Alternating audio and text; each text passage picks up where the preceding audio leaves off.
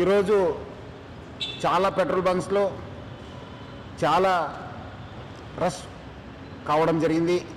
ముఖ్యంగా పబ్లిక్ అందరు కూడా చాలా ప్యానిక్తోని అందరు కూడా పెట్రోల్ బంక్స్ దగ్గర పోతున్నారు.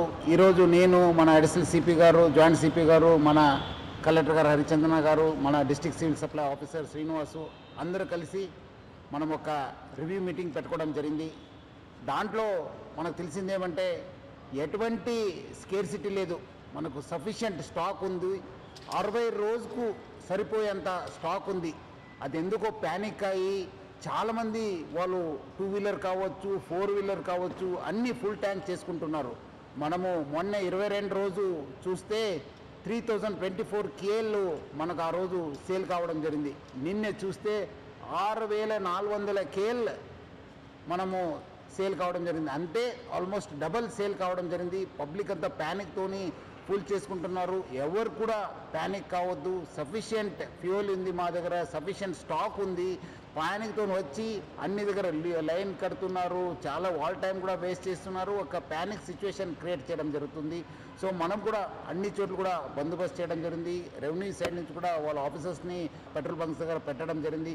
ఈ మధ్యలో కొంత పెట్రోల్ బంక్స్ కూడా నో స్టాక్ ఎందుకు పెట్టారంటే మనము డబల్ సేల్ కావడంతో ఉన్న ట్యాంక్లో ఉన్న మొత్తము ఫ్యూయల్ అయిపోయింది. సో ఈ రీఫిల్లింగ్ కోసము మనకున్న 320 ట్యాంకర్స్ ఉన్నాం హైదరాబాద్ సిటీలో. రావడంలో కొంత టైం కావడంతో అక్కడ నో స్టాక్ పెట్టడం జరిగింది. కానీ ఫ్యూల్ లేదని చెప్పి వాళ్ళు నో స్టాక్ పెట్టలేదు. సో చాలామంది రకరకాల పుకార్లు పెడుతున్నారు.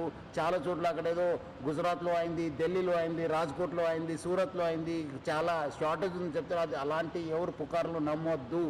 పబ్లిక్ ఎవరు కూడా ప్యానిక్ కావద్దు. సఫిషియంట్ ఫ్యూయల్ ఉంది మా దగ్గర, 60 రోజుకు సరిపోయేంత ఫ్యూయల్ ఉంది.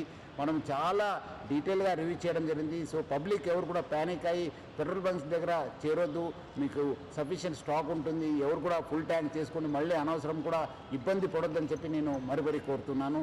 అదేవిధంగా పెట్రోల్ బంక్స్ ఎవరెవరు ఉన్నారు, HPSCL, IOCL, BPCL, నైరా వాళ్ళతో, ప్లస్ అదేవిధంగా రిలయన్స్ యాజమాన్యతో కూడా మనము టచ్లో ఉన్నాను. వాళ్ళతో కూడా మాట్లాడడం జరిగింది. వాళ్ళు కూడా ఇదే చెప్తున్నారు, ఏమంటే అనవసరం ప్యానిక్ సిచ్యువేషన్ క్రియేట్ అయింది సార్. సో అలాంటి పరిస్థితి లేదు, సఫిషియంట్ ఫ్యూయల్ ఉందని కూడా వాళ్ళు తెలియపరిచారు. కొన్ని చోట్ల ఈ వీడియో సర్క్యులేట్ అవుతున్నాయి, ఎందుకంటే చాలా లైన్స్ ఉండడంతో సోషల్ మీడియాలో బాగా సర్క్యులేట్ కావడం జరుగుతుంది. ఇక్కడ రష్ ఉంది, ఇక్కడ రష్ ఉంది, ఇక్కడ నో స్టాక్ బోర్డు ఉందని చెప్పి. సో అలాంటి ఎవరు కూడా వార్తలు నమ్మొద్దని చెప్పి నేను ప్రభుత్వ తరఫు నుంచి, నా తరఫు నుంచి, జిల్లా యంత్రాంగం తరఫు నుంచి కూడా కోరుతున్నాను.